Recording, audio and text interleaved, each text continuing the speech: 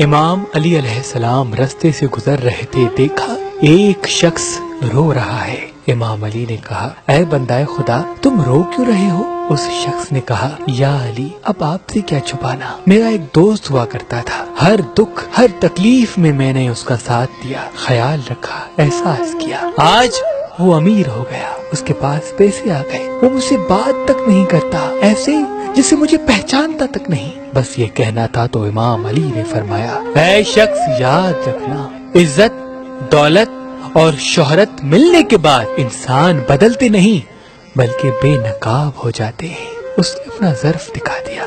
लेकिन अगर तुम ये चाहते हो कि वक्त से पहले किसी इंसान का असल रूप देख लो, किसी इंसान को पहचान लो कि ये इंसान तुम्हारे लिए बेहतर दोस्त साबित होगा या नहीं, तो उसके साथ गोश्त खाया करो। जब गोश्त खाओ तो एक मर्तबा सूरह इखलास पढ़ो और फिर देखो, अगर सारी बोटियां वो खुद खाने लगे और तुम्हारे लिए कुछ भी न रखे तो समझ जाना ये इंसान सिर्फ अपने फायदे के लिए सोचता है।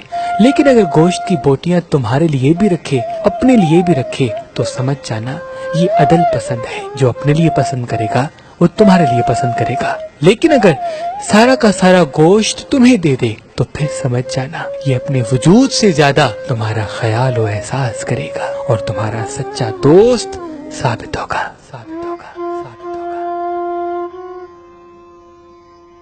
अपनी ज़कात, सदकात, खुम्स और अतियात मेहरबान ट्रस्ट में जमा करवाएं, क्योंकि आपकी थोड़ी सी मदद से किसी गरीब की जिंदगी संवर सकती है।